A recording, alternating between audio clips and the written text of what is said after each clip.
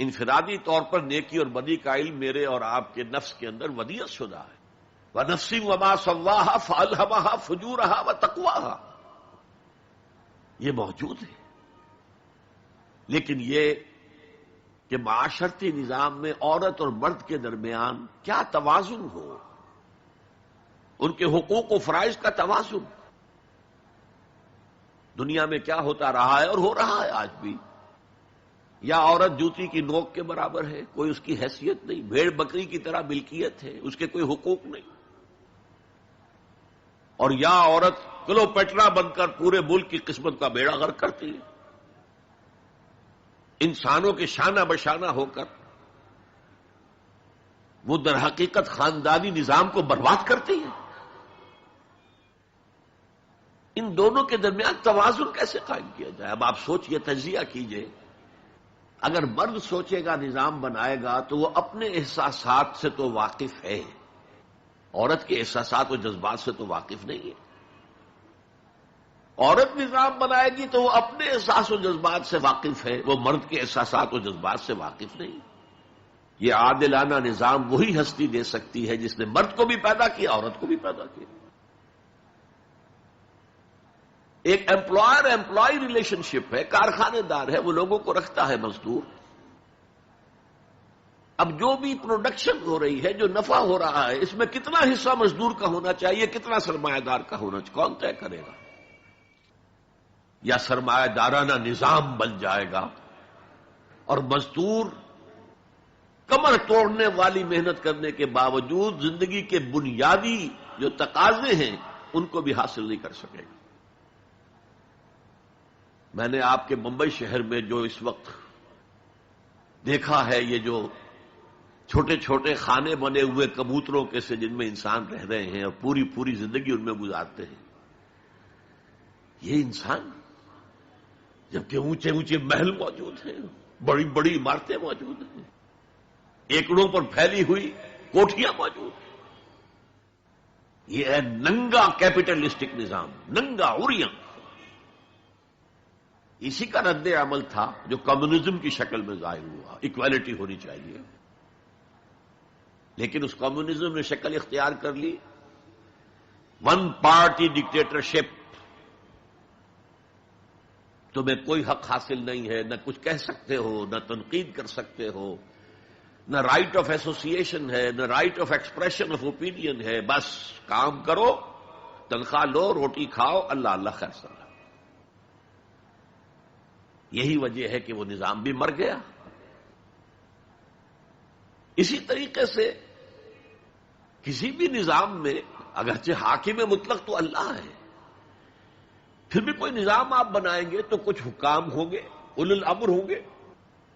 خلافت راشدہ میں بھی تھے نا، امیر المومنین تھے، اولو الامر تھے.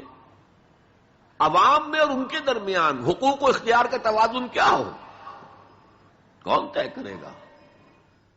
اولو الامر تو چاہیں گے سارے اختیارات ہمارے پاس ہوں، ٹوٹلیٹیرین اسٹیٹ قائم ہو جائے گی.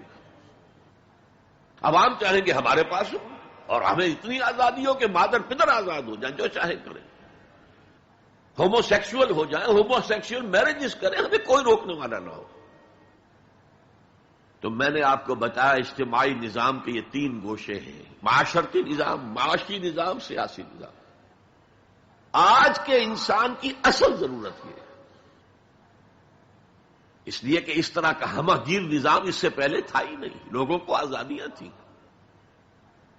آج آپ کا پورا تعلیمی نظام بھی اسی نظام کے تحت ہے. آپ کہاں لے جائیں گے اپنے بچوں کو؟ آپ ان کے حوالے کر کے اپنے ہاتھ دھو لیتے ہیں. You wash your hands of your children. وہ نظام جو چاہے گا بنا دے گا ان کو. گلا تو گھونٹ دیا اہل مدرسہ نے تیرا، کہاں سے آئے صدا لا الہ الا اللہ. کیا کریں گے؟ انہیں کہیں کسی تہخانے میں تو بند نہیں کر سکتے. آپ اپنے گھر میں ٹیلی ویژن نہیں لائیں گے، وہ جا کر دکان پہ دیکھیں گے. جب تک نظام درست نہ ہو، اور نظام کی ہدایت ہے جو قرآن نے دی ہے اصل، ورنہ اخلاقیات کا معاملہ میں آپ سے عرض کر دوں کہ یہ تو نوع انسانی کی مشترک میراث ہے. سچ بولنا اچھا ہے، جھوٹ بولنا برا ہے، کون نہیں جانتا؟ کیا ہندو نہیں جانتا؟ کیا بدھ مت کا پیرو نہیں جانتا؟ کرنا اچھا ہے، وعدہ خلافی بری ہے، کون نہیں جانتا؟ عیسائی نہیں جانتا، یہودی نہیں جانتا، سب جانتے۔ بیسک ہیومن مورالٹی تو ہمارے اندر ہے، جیسا کہ میں نے آیت آپ کو سنائی، وَنَفْسٍ وَمَا سَوَّاهَا فَأَلْهَمَهَا فُجُورَهَا وَتَقْوَاهَا، انسان کا نفس جو اللہ نے پوری طرح تیار کر دیا، نوک پلک سنوار دی، اور اس میں نیکی اور بدی کی تمیز ودیت کر دی۔ لہذا اصل ہدایت ہے آج جس کی ضرورت ہے وہ اجتماعی نظام۔ 2 منٹ اور لے لوں آپ کے۔ 300 سال سے انسان اسی اجتماعی عدل کی تلاش میں ادھر سے ادھر ٹھوکریں کھا رہا ہے۔ کوئی 250 برس سے زیادہ ہو گئے ہیں۔ فرانس میں انقلاب آیا، کیوں آیا؟ یہ بادشاہت، چیمانی دارت، بادشاہ کون ہے؟ وہ بھی انسان ہے، ہم بھی انسان ہیں، اسے کیا حق ہے کہ وہ حکومت کرے؟ لہذا انقلاب آیا، سخت خونی انقلاب آیا، لوگوں نے چاہا کہ عدل ہو، لہذا فرینچ ریولوشن آیا۔ لیکن چونکہ وہ ریولوشن یک طرفہ تھا، صرف سیاسی نظام بدلا، معاشی نظام نہیں بدلا، سود موجود رہا، لہذا اس کے بعد کیپٹلزم کی لعنت مسلط ہو گئی۔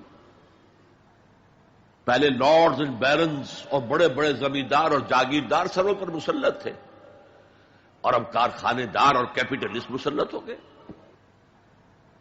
آج کی جمہوریت کیا ہے؟ دس از دا ڈکٹیٹرشپ آف دی کیپٹلسٹ۔ یہ تو اصل میں کیپٹلزم ہے، کیپٹلسٹ کی ڈکٹیٹرشپ ہے جو اس وقت ہو رہی ہے۔ اچھا، اس سے نجات پانے کے لیے چھلانگ لگائی دوسری طرف کمیونزم، تو وہ میں آپ کو بتا چکا، وہاں انفرادی آزادی ختم ہو گئی، اب وہ بھی مر گیا۔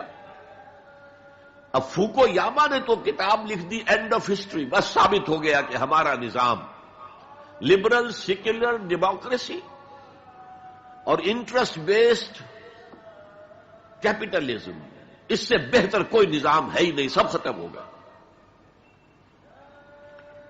لیکن ایک نظام ہے جس کا انہیں اندیشہ ہے، جو ابلیس کی زبان سے اقبال نے کہلوایا تھا، ہے اگر کوئی خطر مجھ کو تو اس امت سے ہے۔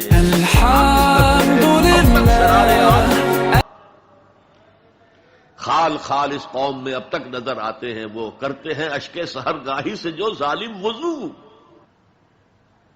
بڑے نیک لوگ بھی موجود ہیں، لیکن بحیثیت مجموعی امت کا حال کیا ہے؟ جانتا ہوں میں یہ امت حامل قرآن نہیں، جانتا ہوں میں یہ امت حامل قرآن نہیں ہے، وہی سرمایہ داری بندہ مومن کا دین۔